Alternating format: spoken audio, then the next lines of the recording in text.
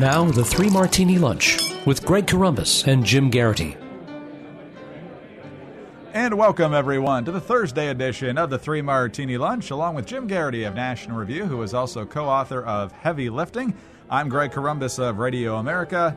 Good, bad, and crazy martinis for conservatives today. And, Jim, we start in the windy city of Chicago. For their outstanding football team, an outstanding National League baseball team, the city ought to be commended. But otherwise, there's a lot of problems, and one of them is in our good martini in a couple of different ways today. This is from Yahoo and Reuters.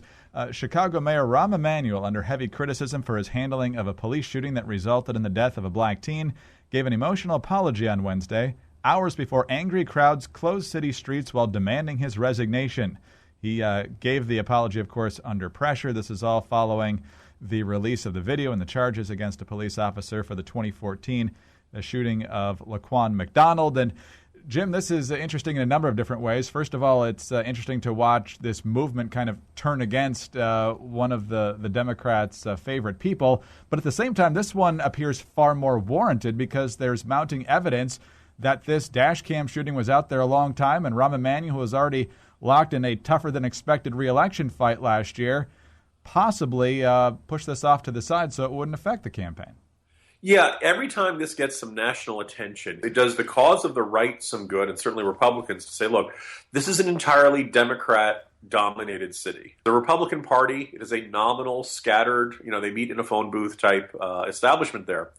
The simplistic narrative of big bad conservatives and Republicans and these good noble Democrats who are standing with the people, it just doesn't hold water. We made this point in Baltimore. We made this point in Ferguson, that these are circumstances in which you have basically two groups of Democrats arguing with each other.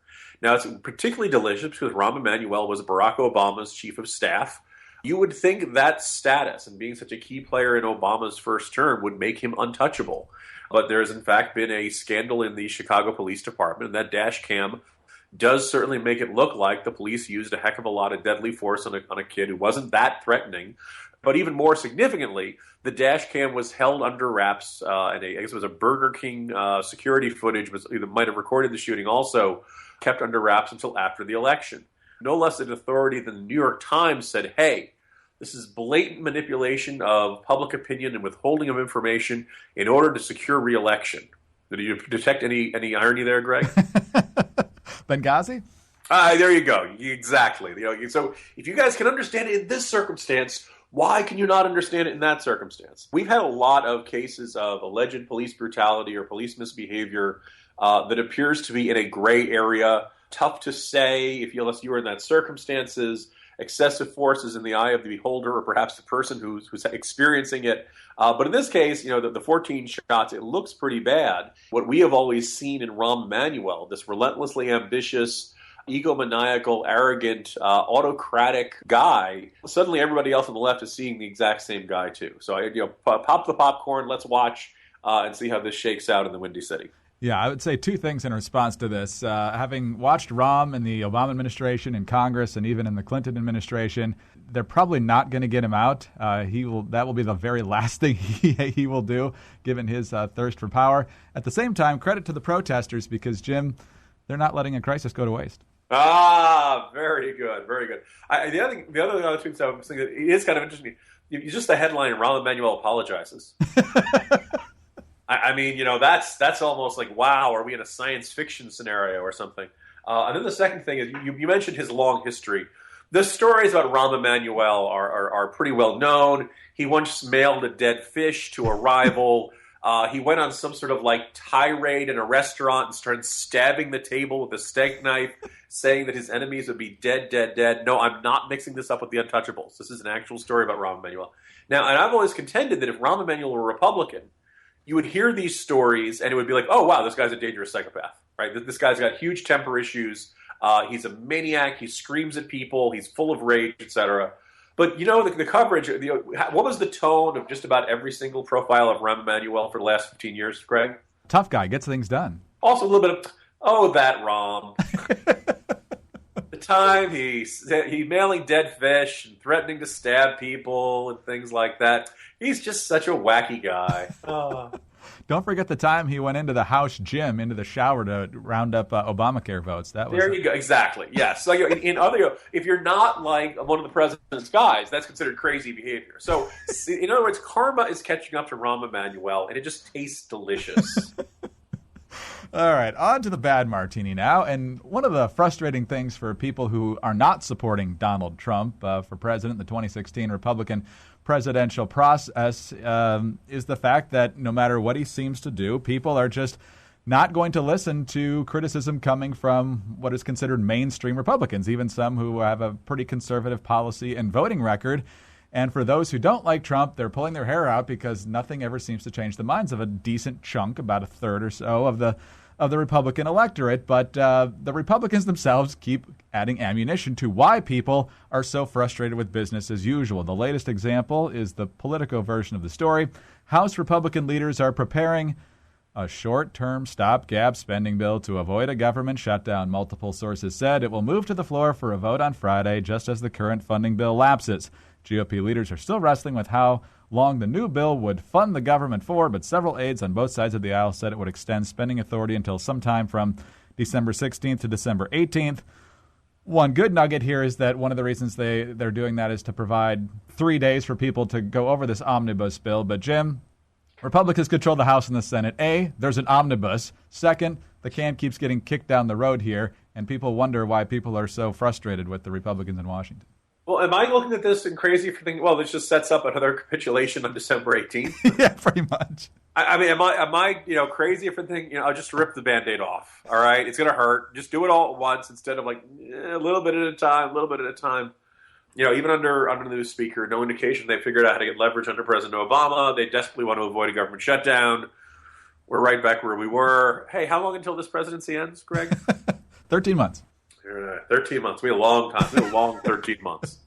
Okay, on to the crazy martini now. And as long as we're talking about Trump, let's just stay talking about Donald Trump. Because in addition to all of the attention he's getting for his call to place a temporary ban on all Muslim immigration, the Donald is once again rattling the saber about possibly mounting a third-party bid. Doesn't want to, but he might have to if he's not treated fairly, whatever that means. He says particularly as the front runner. He was asked about it by Michael Strahan, because who else would ask him about this, on Live with Kelly and Michael today. And here was what Trump had to say about it. The people have been phenomenal. The party, I'll let you know about that. And if I don't get treated fairly, I would certainly consider that. In fact, they did a poll in one of the, I think it was USA Today, where they said 68% of the people that were Republicans would follow Trump if he went independent. I don't want to do that. Number one, when you're leading by 20 and 21 points, you don't do that. What he's saying, Jim, is he's leaving the door open, even though we had that much ballyhooed meeting with Reince Priebus where he showed off the pledge that he would not run as a third-party candidate. But in just calculating the math here, 68% of 30-some% of the Republican vote equals President Hillary Clinton. Yeah, two things. One is that in that interview, he says 68% of Republicans. No, Donald, it's 68% of your supporters who are right now, depending on which poll you look at, anywhere from the high 20s to about a third. I think he tops out at about 35% in one of the polls. So you take 68% of that percentage, and you end up, with about 10% of the entire electorate, which is kind of, Ross Perot 1996 style. Mm-hmm. If he considers that a victory, terrific. I think, as you point out, it would almost certainly elect Hillary Clinton. But, look, maybe he's very happy for his former wedding guest. Who knows? He's certainly never seemed to be quite as mad at her as he's angry at anybody else, too. And from the very beginning, as long as I'm treated fairly, and he never lays out what he constitutes being treated fairly. One of the things that the last time we were discussing Trump third party was because of Liz Mayer, who used to work for Scott Walker. I guess she worked for the RNC back in 2008. Okay. So theoretically, he said that the RNC was going after him because the RNC has total mind control over everybody who ever worked for it, for starters. Reince Priebus wasn't even there at the RNC at that point, but somehow he's supposed to hold former employees accountable. And Rick Wilson and one or two other guys were readying this grand anti-Trump offensive or something like that. And that was going to be enough unfairness for him to do that. You can now understand why it was such a pain in the neck to negotiate with Trump, because he believes that if there's anything that is unfair in this vague term, he can walk away from the deal. I will point out once again, Trump handled the questioning from Michael Strahan very well. Clearly, he ranks right up there with Edward R. Murrow and the great journalistic ones. As a football fan, Greg, you do know the very best way, if you have to run the ball, how to handle a defender like Strahan, right? What's that? Run it in between his teeth.